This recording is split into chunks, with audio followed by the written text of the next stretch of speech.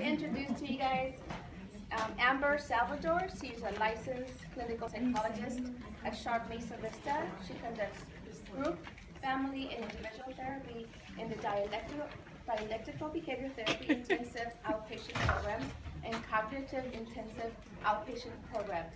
Please welcome Amber Salvador.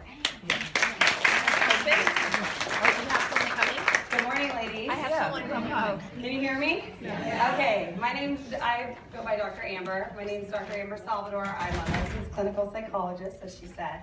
Today we're really talking about reducing emotional suffering and how to weather life's highs and lows. So let's get started because we have a lot to cover. Our objective is going to be, I want you to walk away from here feeling like you understand your own emotional experience. So I want you to relate yourself to this lecture. And you're going to learn how to distinguish between natural sadness and anxiety and then clinical depression and clinical anxiety, because there's a big difference. You're going to learn how to identify adaptive and even maladaptive, so healthy and not so healthy ways of responding to your stressors. We will talk about treatment recommendations for anxiety and depression, and we're going to talk about the benefits of reducing emotional suffering. So here we go. Everybody seen this movie, Inside Out? If you haven't, you should. It's a good one. It's going to help educate you about emotions. But essentially, ladies, life, I don't know if we've got a manual on how to do life. Did anybody get a manual on how to do life? I didn't. Life has a lot of ups and downs. I don't know if y'all have noticed. There's beautiful things that happen, right? Well, you were born, that was a beautiful thing. And then there's holidays, and there's birthdays, there's weddings, there's births, families come together. And then there's painful things that happen, right? There's deaths, there's loss, there's bankruptcy, there's divorce. There's a lot of highs and lows. And the reality is no one tells us necessarily, here's what you do when this happens. And so that's what we're going to talk about today is, here's some things that you can do, because really we do need a guidebook and we don't have one, so that's why I'm here, okay? We're going to talk about emotions right now, and we're going to talk about how they work. So here's kind of how an emotion comes to be. You have a situation that occurs in your life, okay? And from that situation, you have an interpretation of that situation. So something happens, you have thoughts about that, and those thoughts influence how you feel.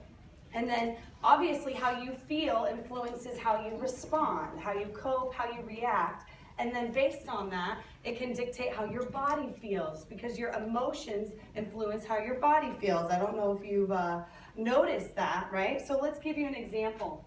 If you can read this. The situation is, let's say you get criticized at work by your boss. I'm sure no one in here ever had that experience, right?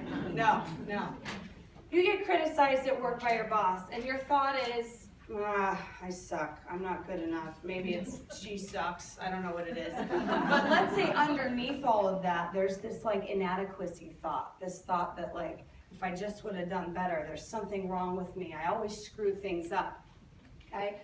Those thoughts actually lead and dictate the way you feel. So if you think you're not good enough, you might have emotions of anxiety and sadness and worthlessness, which then influences how you respond. And maybe you're at work and you feel bad, so then you go back to your desk and you just don't really talk to anybody. You put your earbuds in, and maybe it affects you physically, like you've lost your appetite, or maybe you grab for the chocolate that's hidden in the stash, just in case, right?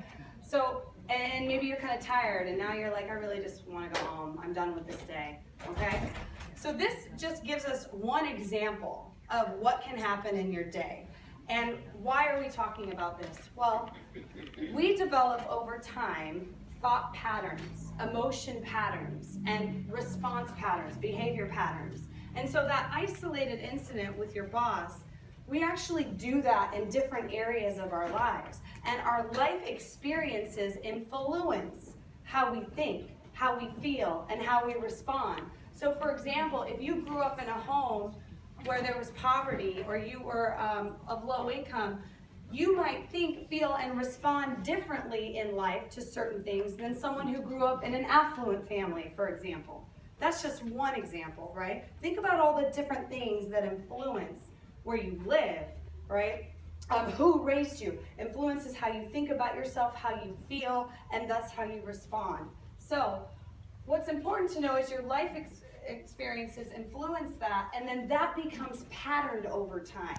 It starts to develop patterns of thinking. If you have the thought, I'm not good enough, when your boss criticized you, I'm pretty willing to bet you've had that thought at some other point in your life, yeah?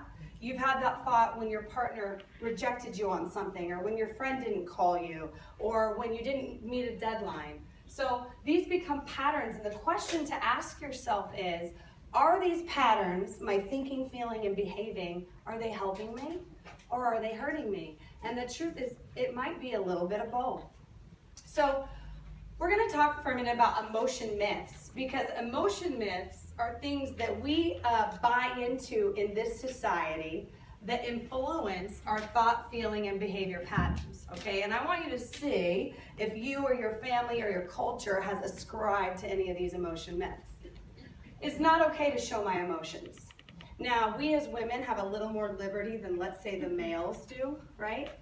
Males get different messages about emotions than we do as women. In general, though, our society is a suck it up, buttercup, like just show your happy face and deal with stuff. And so some of us might believe it's not okay to feel the way that I do, or to at least show people because it means something about me. Letting others know that I feel bad is a sign of weakness. I mean, I don't know about you, but when you feel bad, you don't tend to, that's when you post on Facebook and say, hey, having a real crappy day, how's it going for everybody else? Or you might not call people and reach out. Instead, that's the time you withdraw. That's the time you don't answer your calls or your texts, right? We think there's shame in feeling bad, and that's a myth. Negative feelings are bad and destructive. This one's particularly harmful, and a lot of families believe that anger is bad, sadness is not okay, anxiety, don't feel anxious.